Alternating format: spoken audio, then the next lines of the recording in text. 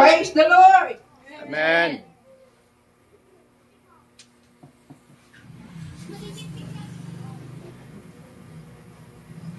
Sadyang napakasarap magpuri sa Panginoon. Amen.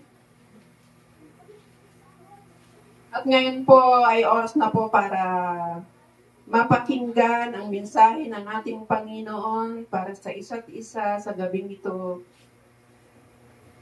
At ang Diyos ang magpala sa kanyang mga salita nang sa ganon ay may maiwan sa ating mga puso para sa araw-araw nating buhay. Amen. Ang pag-uusapan po natin ngayong gabi ay makukuha sa 2 Corinthians chapter 5 verse 17 up to 21. Babasahin ko po sa Tagalog ang verse 17. Kaya't kung nakipag-isa ka na kay Kristo, kapag isa na kay Kristo ang isang tao, isa na siyang bagong nilalang. Wala na ang dati niyang pagkatao, sa halip ito'y napalitan na ng bago. Verse 18, ang Diyos ang gumawa ng lahat ng ito sa pamamagitan ni Kristo. Ibinilang niya kaming mga kaibigan at hindi nakaaway, at pinagkatiwalaan niya kami upang maglingkod ng sa gayon ng mga tao ay maging kaibigan na rin niya. Ang ibig sabihin sa pamamagitan ni Kristo, ang mga tao ay ibinilang ng Diyos na kaibigan at hindi na niya tinatandaan ang kanilang kasalanan. At kami naman ay inatasan niyang ipamalita ito. So verse 20, kaya nga kami, mga sinugo ng Diyos, mismo ang nakikiusap sa inyo. Sa pamamagitan namin, kami nakikiusap sa inyo alang-alang kay Kristo, makipagkasundo kayo sa Diyos. Verse 21, hindi nagkasala si Kristo, ngunit alang-alang sa atin. Siya'y itinuring na makasalanan upang sa pakikipag-isa natin sa Kanya ay maging matuwid tayo sa harap ng Diyos. Amen. Purihin ang Kanyang mga salita. Ito po sa sa Corinthians po, ito po yung mga salita o mga sulat ni Apostol Pablo sa kanyang iglesia sa Corinthians Church. Dahil nga po yung iniwan niya doon, yung in-establish niyang church doon, ay nagkaroon po doon ng kampi-kampihan. Pumasok po ang kasalanan, mga iba't ibang klase ng kasalanan doon. Kaya, ang Diyos, ang gumagawa, napakabuti talaga ng Diyos, dahil ang Diyos pa ang gumagawa ng paraan para tayo manumbalik sa Kanya. Amen? Dahil sa mga sinabi niya dito na ang Diyos ang gumawa ng lahat ng ito na sa pamamagitan ni Kristo ay manumbalik tayo. Doon sa English, magandang pakinggan yung sabi niya na that God was reconciling the world to Himself in Christ. Nakikipag-reconcile. Ang Panginoon ang gumagawa ng paraan para makipag-reconcile tayo sa Panginoon. Na instead na tayo, dahil tayo ang makasalanan, pero ang Panginoon pa, dahil ganun Kanya kamahal. Amen?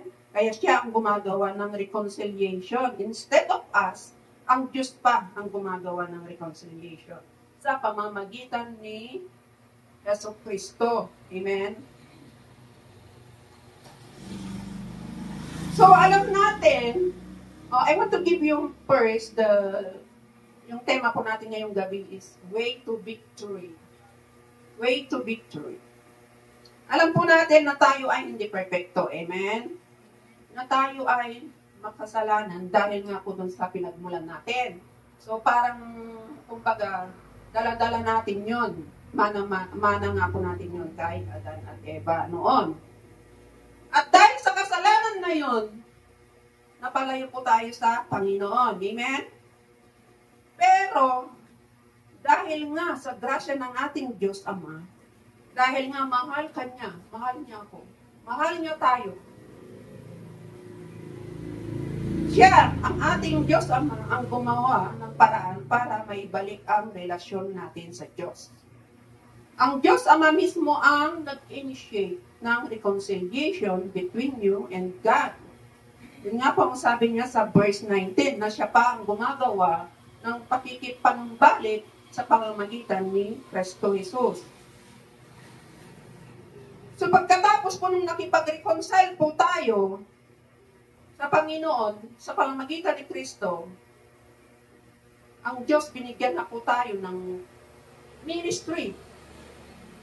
Ang sabi niya doon na inatasan sila na ipamalitan na ito. So that is ministry. Ipamalita mo yung kabutihan ng Panginoon. So, God gave us the ministry to be His ambassador. O pag sinabi mo dyan yung kabutihan ng Panginoon, you are as well as ambassador. Amen? So, though we know that ambassador of Christ is a higher calling. Oh, di po ba? Napakataas ng posisyon pala pag nagpapamalita ka dyan ng kabutihan ng Panginoon or about Christ. You are the ambassador. So anyway, what is ambassador? Sa mas malinaw pong meaning, ambassador means representative. Amen? Kung sa Miss Universe po, may representative ang Pilipinas.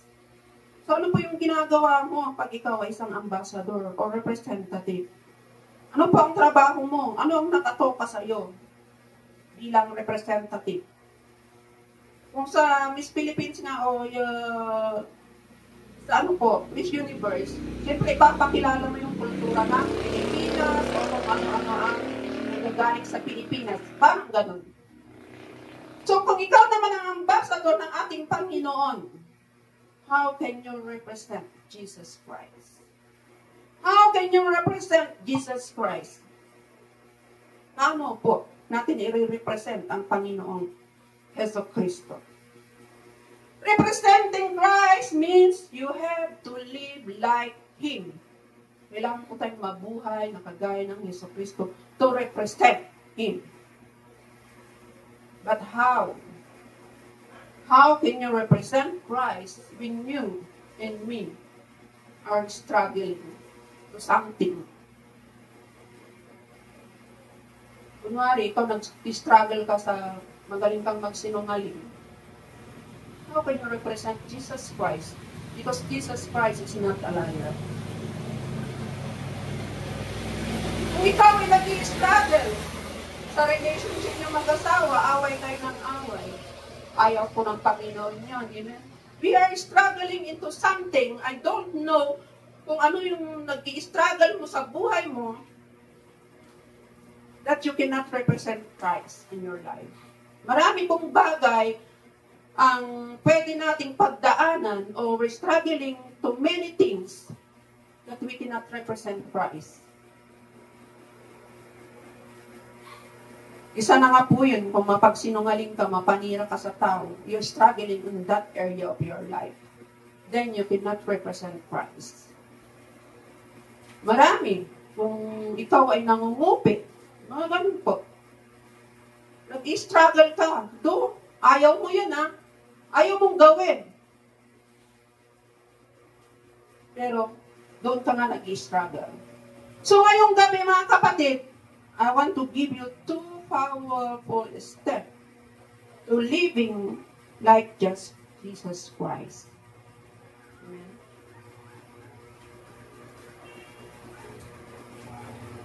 I got two powerful step here, pero I just want to give you one tonight.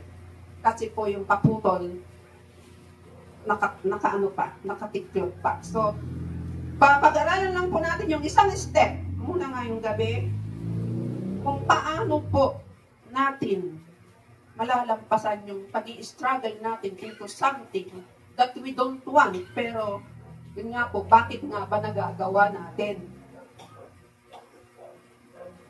Ano pong sabi niya doon sa verse 1 in English? Verse 17 in English, sabi, therefore, if anyone is in Christ, he is a new creation. The old thing has passed away. Behold, they are become new. Amen? So, yun po ang sabi dito, verse 17. Yung old things daw must pass away. Ano po ba yung mga old things na yon sa buhay natin? Yun po yung mga old nature natin.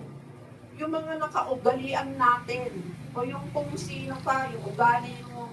Kung ikaw ay suplada, masungit, palamura, sinungaling, that's all your old nature na dapat must pass away, sabi niya dito.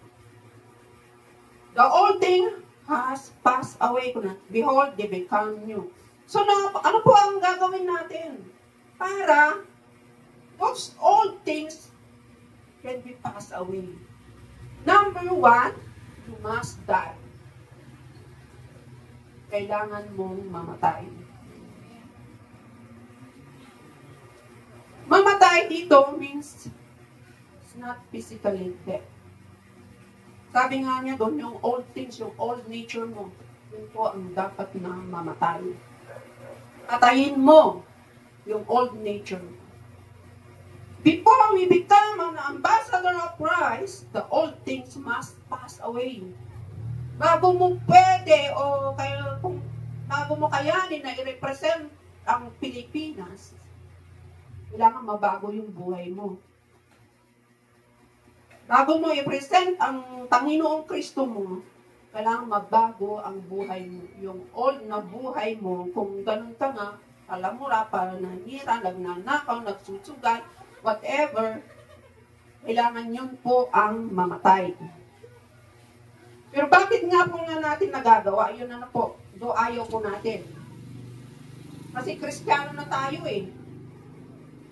Pero do we believe that unbeliever and believer have the same flesh? Pare-pareho po ba tayo? Pare-pareho po, ano? Meron tayong flesh. Believer ka o hindi, may flesh ka pa rin. Na nanghihina. So, yung sabi dito, you and your flesh are one. Kasi hindi ka pa naman namatay. So, hindi ka pa humiwalay doon sa flesh mo. So ngayon mga kapatid, how can you resist yung you na yun, yung flesh? Paano natin mapaglalabanan yung sinasabi ng flesh sa atin na yun nga po, kahit ayaw mong magmura, ba't ka napapamura?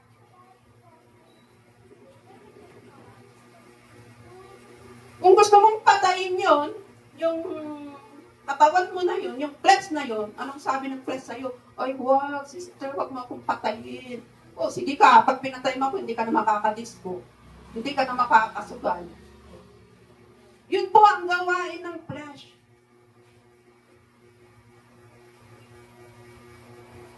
Yung flesh po natin the flesh is the part of you that always remember the old you. Siya lagi ang mangnagal ka mong katidig. Wala nagsugal. Ganun po yun po yung old natin. Na gusto nating mawala, pero bakit laging andyan? Kasi kung nasa flesh pa rin po tayo, na yun po ang lagi nating tandaan, lagi nating i-guard yung flesh natin dahil nasa flesh pa nga rin po tayo.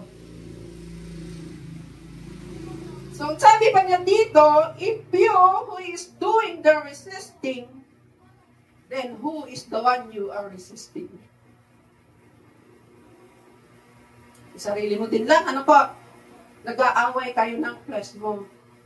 Ayaw mong gawin, pero hinihila ka ng flesh mo. Sige, di na, alam mo. Sige, di na pangkan, oray domingo tatar. Adati, Bart dyan ikchay. That is your flesh. Mangidurong-durong din niya.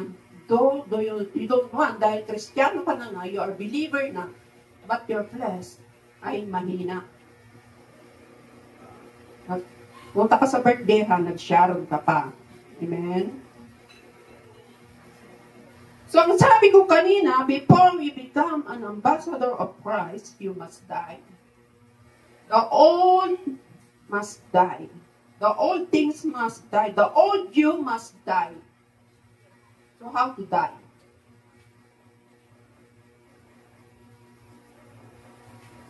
It's very simple. In the time you accept Jesus Christ, In the time you believe that Jesus Christ crucified in the cross because of you and me. Yung time na yon, isinama mong ipinako sa cross yung old you. Yung time na yon na naniwala ka sa Panginoon na siya'y namatay doon ng dahil sa iyo. Naisama doon yung mga kasalanan natin. Kung ano tayo, yung ugali natin na ayaw natin. Yung naniwala ka sa Panginoon na siya'y binigay ng Panginoong Ama para mamatay. Then the old you was crucified.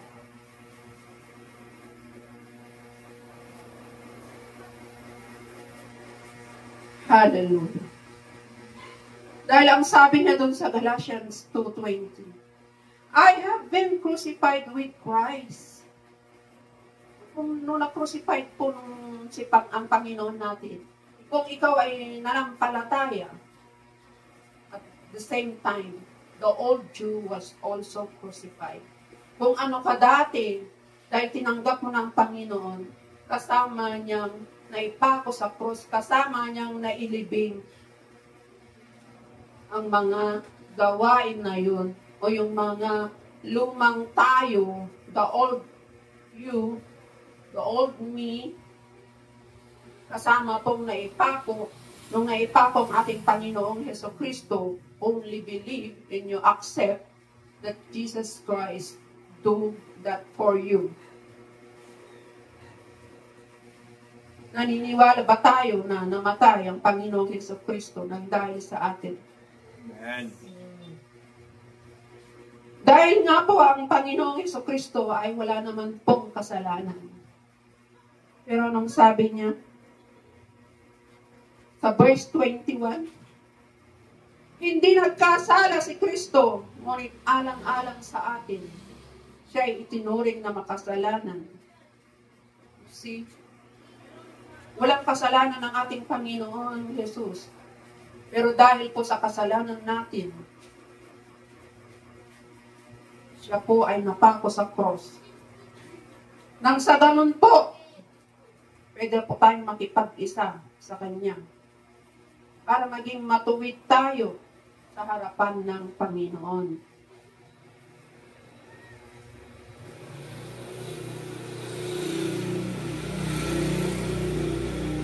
Ito po ang isang way to victory kung mapaglalabanan po natin yung flesh natin.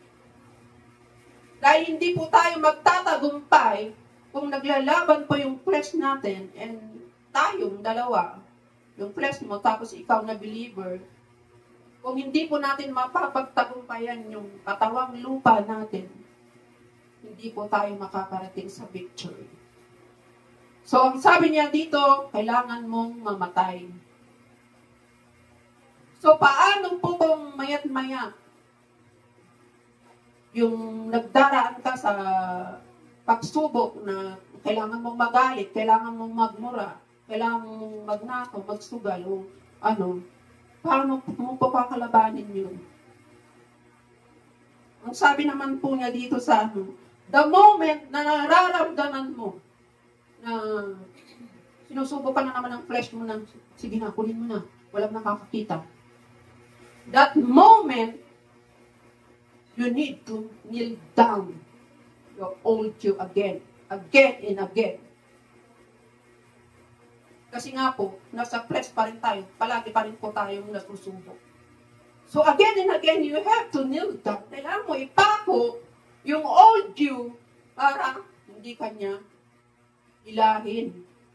So, kung nararamdaman mo na magsisinungaling ba ako dito? No! Kailangan mo lang ipako agad para hindi ka na makapagsinungaling. Yun po ang way na sabi dito na kailangan mong mamatay. Kailangan pong mamatay yung lumang tayo, yung katawang lupa natin na laging nagtutulak sa atin para magkasala. Dahil hanggat andito po tayo sa lupa, meron po tayong katawang lupa, Meron po tayong tendency na manghina yung katawang lupa natin. At kung hindi po malakas yung panlaban natin, tayo po'y mahihila niya. Amen? Mahihila ka at mahihila ka. Most, lang na po sa panahon ngayon, napakarami pong mga pagsubok, mga yung bang ayaw mo man, pero parang ganda ito mga. Kung sana noon, yung sa buhay namin mga bata kami, walang gadget, walang ano. But now, marami pong kukuha ng attention mo na pwede kang magkasala. So ito po ang iiwan ko sa inyo na you must die. The old you must die. Nang sa ganun, naka-step forward ka na to victory. Pag napaglabanan mo ang flesh na ito, ang pagsubok ng flesh na ito, pag napaglamanan mo, on the way ka na to the victory. Tayo nga po'y tumayo.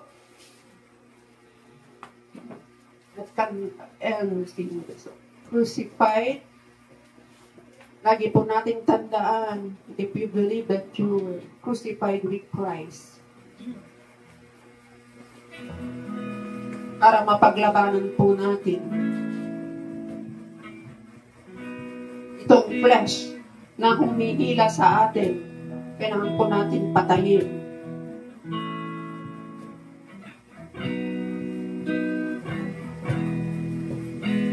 Hallelujah.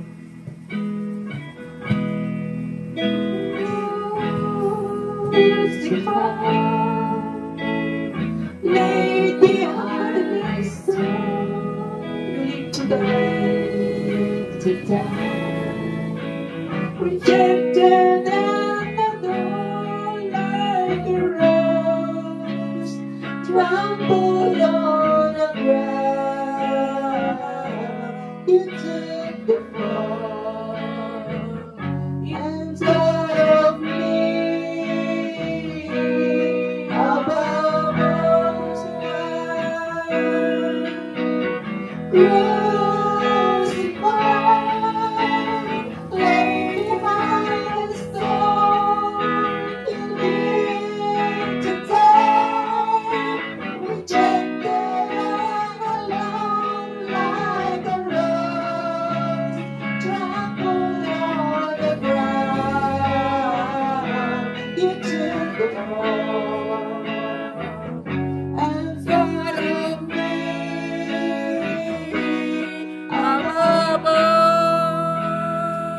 Napakaganda po yung mensahe ng ating Panginoon. Yung sinabi po niya, we must die. Hindi po literal na kailangan nating mamatay, kundi yung dati nating pagkatao. Kailangan, nung bago natin tinanggap ang Panginoon, ating tagapagligtas, kung ano yung pagkatao natin noon, kailangan ibaon na po natin yun. Katulad po sa akin, dati akong troublemaker, kahit saan lugar ako mapunta. Pero nung nakilala ko ang Panginoon, nawala yung dating pagkataong yun. Katulad nito, ito yung cellphone. Ito tayo. Pero nung namatay si Jesus, ang kanyang ginawa, tinakpan niya tayo. Tinakpan niya yung kahiriyan natin, tinakpan niya yung dati nating pagkatao. Kaya ang dapat natin gawin, wag na natin hatay nga luklok ka isanan, daytoy itakit ti Apo, nutikat, at tuloy tayong agbyag, ga para ti pakaygayawan ni Apo Diyos. Yun yung unang hakbang para tayo po ay mabuhay ng may tagumpay. Kailangan ibaon natin yung dati nating pagkatao bago natin nakilala ang Panginoon. Kung dati kang chismosa, kung dati kang mapanira ng kapwa mo tao, dapat mawala na pong lahat ng mayon. Mabuhay tayo para sa kabuhayan ng ating Panginoon. Hallelujah. Panginoon, sa gabi pong ito, marami pong salamat sa iyong masalita namin pong napakinggan. Salamat po dahil patuloy mo kaming pinapalalahanan ng mga bagay na dapat namin gawin. Yes, Lord, ang flesh na ito, ang katawang ito, Panginoon, May mga pagkakataon na gustong gawin ng aming flesh. But Lord, sabi nga ni Apostol Pablo, gusto ng aking katawan, ba't ang aking espiritu ang siyang pumipigil. Panginoon, minsan dumarating yung kahinaan ng aming pisikal na katawan. But salamat sa iyong banal na espiritu. Salamat, Panginoon, dahil yun yung pumipigil sa amin para kami ay mabalikan yung dati naming pagkatao. Holy Spirit, continue to help us para sa ganon ay patuloy naming maibaon sa limot, patuloy naming mailibing yung dati naming pagkatao, Panginoon. At hayaan po ninyo na patuloy na makita sa amin yung buhay na tinanggap namin, yung buhay na kasama namin ang aming Panginoong Jesucristo. Salamat sa iyong lingkod na siyang ginamit, na siyang nagpaalala sa amin. Banal na Espiritu, sa gabi pong ito, continue to be with us, continue to help us, upang sa ganon ay patuloy po kaming mabuhay ng may katagumpayan na nagmumula po sa inyo. Tulungan mo kami, Banal na Espiritu, sa bawat araw ng aming mabuhay upang mapagtagumpayan namin ang lahat na ini-inject ng kaaway, inuudyok ng kaaway sa aming puso, sa aming isipan na dapat namin gawin. Holy Spirit, kapag kami mahina, palakasin mo kami upang hindi manain ang kagustuhan ng katawang ito, Panginoon. Salamat po sa inyo namin ipinagkakatiwanan lahat. In Jesus Christ, mighty name we pray. Amen. Palakpakan po natin ang Panginoon. Hallelujah.